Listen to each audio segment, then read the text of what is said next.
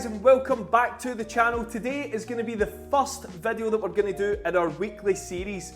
So we'll be covering a bunch of different subjects like tech talks and just general run-ins and a load of other things, but we're going to be doing a weekly video to try and keep you guys updated as to what's happening, just general goings on, what might be happening in the industry, loads of different things. We just thought a few customers have suggested it, we need to take that on board, so here we are with the first video, and we're kicking things off with something pretty special. Yes, it's a transit courier, but it's got a secret, and that secret is this. It has an ST180 conversion.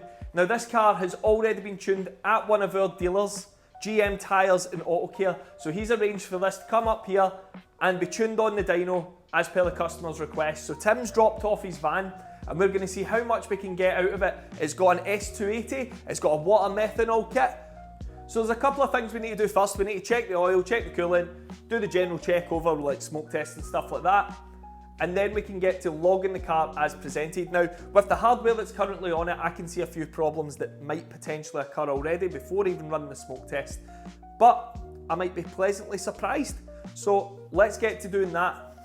So what is a smoke test that we're going to be doing? Basically, we're going to be taking the intake off, putting in the smoke tester, which puts smoke into the intake system, pressurizes it. That means that we can see anywhere that there's going to be leaks, because if there's leaks, then chances are we're going to have limp mode problems or fueling problems. So we need to make sure that we've got none of that before we start trying to dyno the thing. So when I'm conducting smoke tests, I like the place to be as quiet as possible. I also like there to be no wind, just that way you can avoid any of the smoke being blown away from where you're trying to find it. I've also got a wee laser pen that I can actually see if there's anything pouring out anywhere, because if I start to see the laser line, then I know that there is smoke coming from somewhere.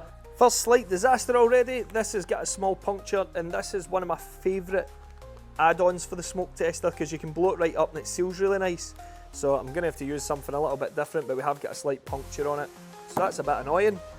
Oh well, need to try something different. With the van passing all its pre-dyno checks with flying colours, it was time to move on to the actual dyno testing.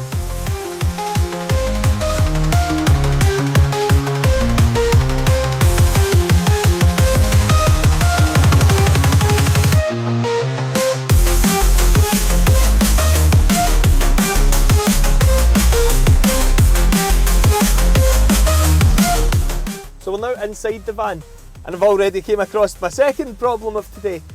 Because this car has a fancy kind of screen set up for the radio and stuff like that, I have no access to any of the traction control stuff.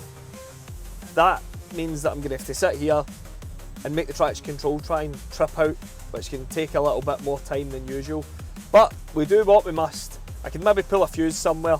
That'll maybe work if it gets to a point where it physically won't trip.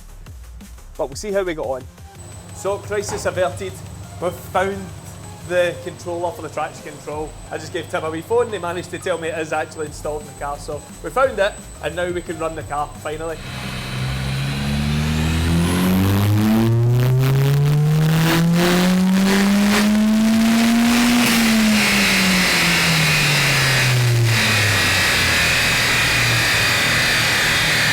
So first runs were more or less where we'd expect them to be.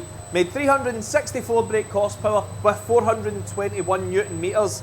So this car was tuned on the road at one of our dealers, so it shows you that the dyno is not that important when it comes to the actual tuning of the car. It's only here to give us a safer environment to actually make these changes and make the job happen a bit quicker as well.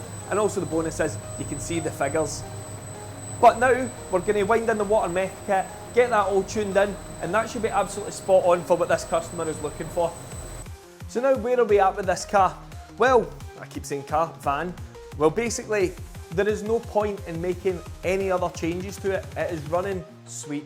So all I've done is I've dialed in the water meth to where I want it to be.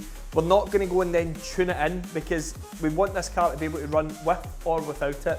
So as soon as you switch it on, you get the added safety benefits. You might get a couple more horsepower as well. But ultimately, the van is running sweet, and that is what it's all about. So the results are 367 brake horsepower with 420 Newton meters, delivered beautifully across the full RPM range.